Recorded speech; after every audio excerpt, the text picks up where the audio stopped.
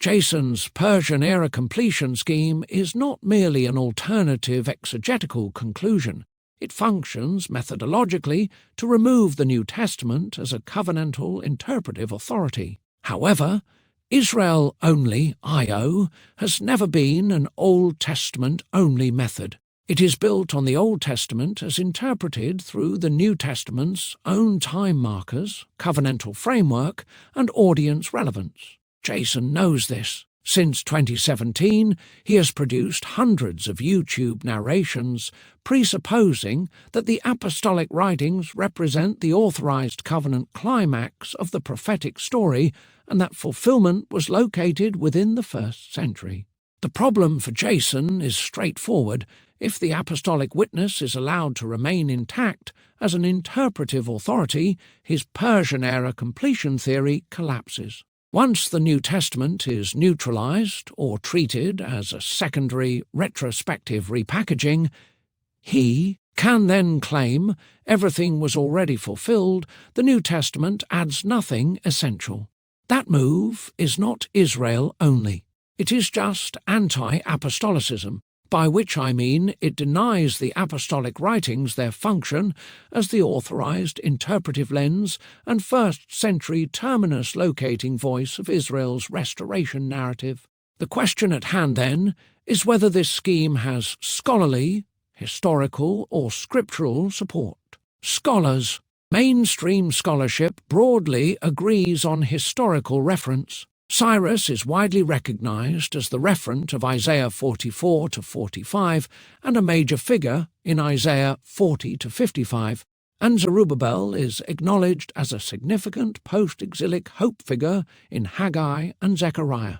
However, no mainstream, peer-reviewed scholarship treats the Persian period as the exhaustive terminus of Israel's restoration narrative. If Jason were asked to produce scholars who explicitly argue that Israel's covenant restoration fully and finally terminated in 538 BCE, such that no unresolved exile, no future covenant reversal, and no remaining restoration horizon existed, he would not be able to do so within mainstream academic literature.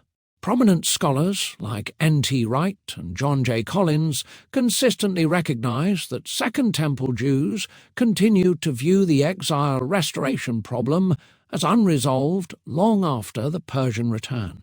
Jason's argument attempts to borrow scholarly agreement on historical reference and then smuggle in a conclusion that scholars themselves reject. Leading scholars like Lester Grabb and Isaiah Cyrus expert John Goldingay do not claim that Second Temple Jews were mistaken to expect further restoration, nor do they argue that the New Testament represents a creative theological rewrite because the prophetic story failed.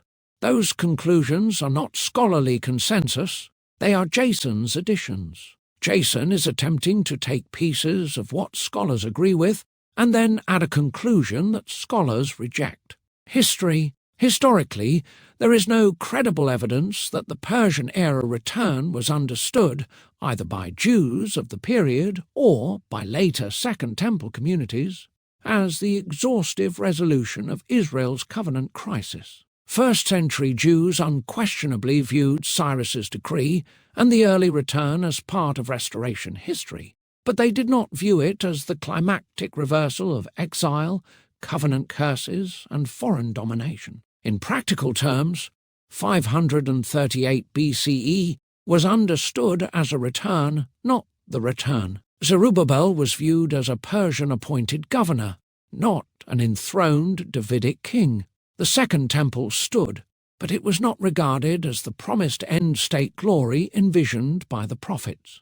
Even sectarian communities, such as the Qumran group, did not believe restoration had already concluded in the Persian era. They continued to anticipate an end-time renewal, covenant purification, and decisive divine intervention. The historical record consistently reflects expectation, not closure. Scriptures. Scripturally, the Persian-era completion claim fares no better. Cyrus defeated Babylon, authorized the return, and enabled rebuilding.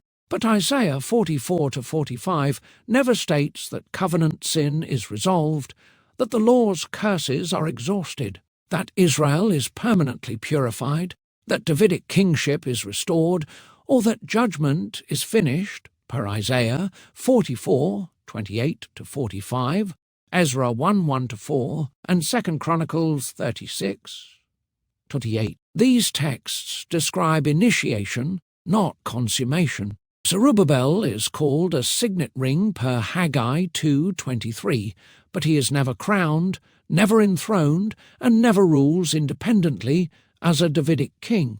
More importantly, prophetic texts written after the return continue to speak of future cleansing, future kingship, and future covenant resolution. Zechariah explicitly projects forward-looking branch language per Zechariah 6:9-15, and anticipates a decisive removal of iniquity in one day.